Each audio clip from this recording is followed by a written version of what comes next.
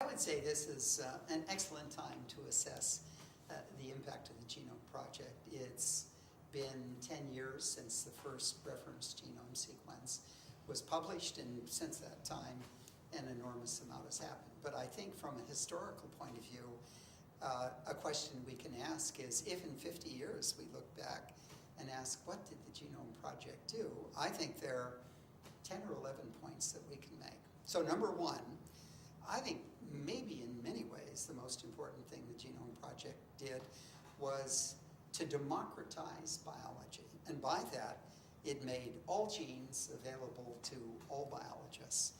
And this has given every field of biology uniquely powerful tools for discovery and for application to commercial kinds of opportunities. The second thing the Genome Project did, and from a selfish point of view, I think it's a very important aspect, is for the first time it defined all of the human genes. That is, it gave us a complete parts list of the components in a human organism, and from the point of view of systems biology, that parts list was essential to being able to do systems biology. So what the Genome Project did, more than anything from my point of view, was enable the emergence of this field called systems biology. We started the first institute in the year 2000, and there are now 60 or 70 institutes across the world that are at the leading edge of transforming how biology is actually finished. I would say a third thing that was done that was really essential was it revolutionized our understanding of evolution.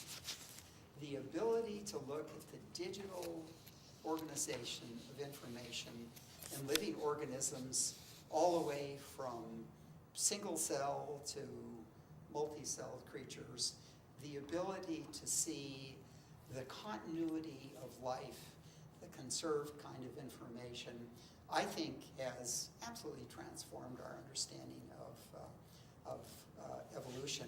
And in some ways, it's had really fundamentally important implications, I think, for society. Number one, there are no race-specific genes. It means all humans are a part of the same race. It means that if we differ one from another, it is almost certainly because of environmental conditions. And so if we, for example, want to deal with terrorism, the worst thing we can do is go to war. We have to bring to the terrorists education, healthcare, and the other opportunities that many throughout the world have. A second thing that it's done that I think has been transformational is it's shown the incredible continuity of life from the simplest to the most complex organisms. And I think for the first time it's given us a heightened sense of responsibility of mankind, womankind, for preserving the environment and preserving all of life. So I think this understanding of evolution and our relatedness has created a connectiveness that brings society together in a scientific as well as a societal way never before happened. The fourth thing that the Genome Project has done is it catalyzed in biology for the first time an enormous appreciation of technology. The creation, on the one hand, of machines for doing DNA sequencing, but on the other hand, for looking at the activity of genes and ultimately for looking at the activity of proteins. And it's brought to biology high throughput technologies that have transformed the kind of information that we can gather. A fifth thing that it's done is it totally has enabled a new field called proteomics.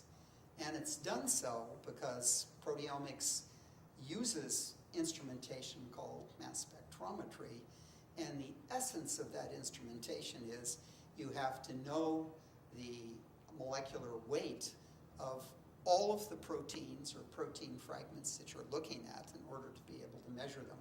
And again, by giving us all genes, that gave us all proteins, and that absolutely enabled this new field, which is transforming fascinating aspects of biology right now. I think another area that it engendered in biology is it recruited to biology for the first time enormous numbers of computer scientists and mathematicians.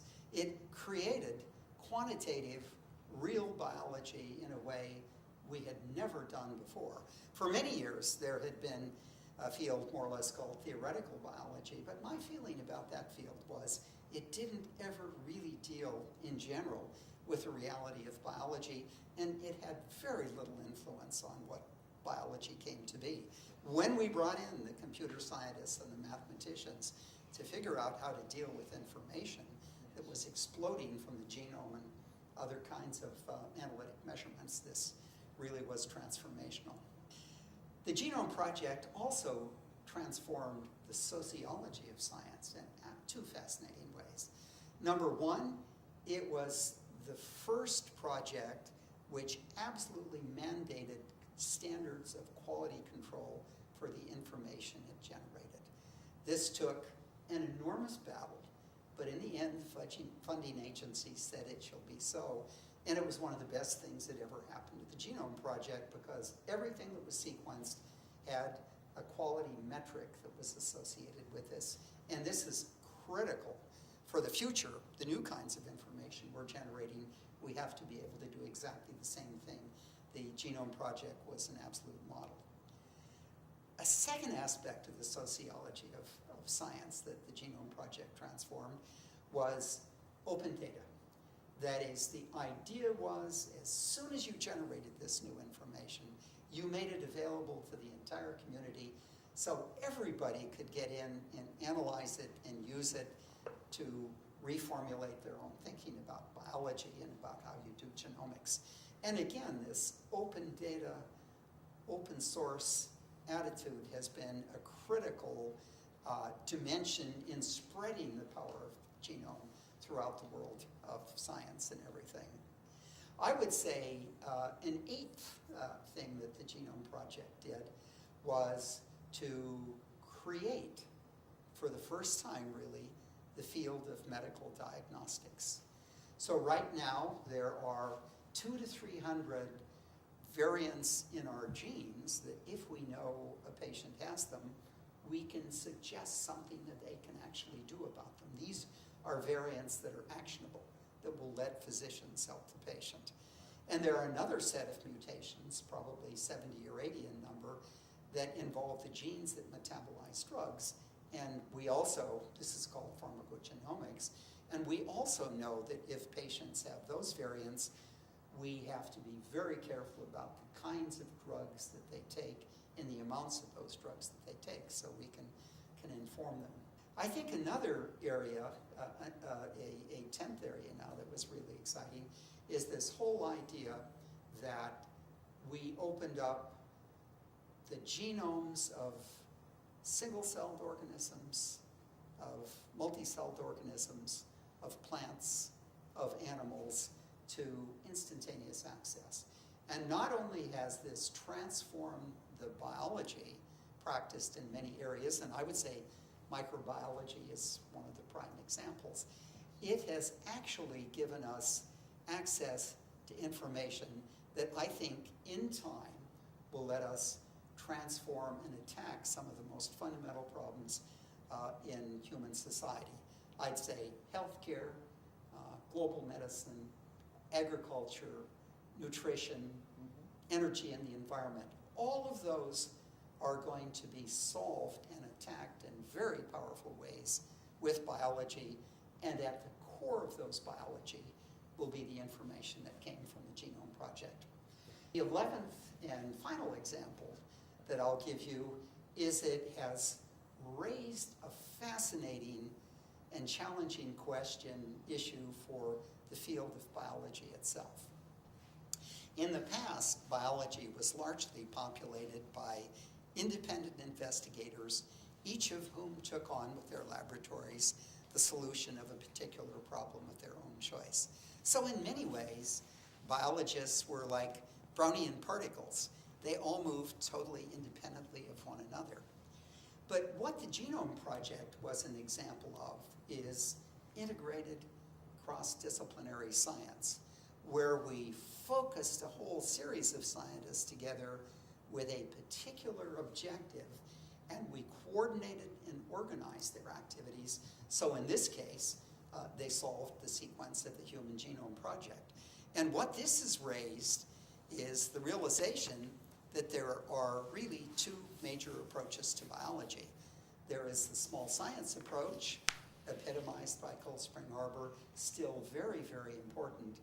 But there is this big science, this cross-disciplinary integrated approach, and that is essential for taking on really big problems like the Genome Project and solving them in a coordinated and effective way.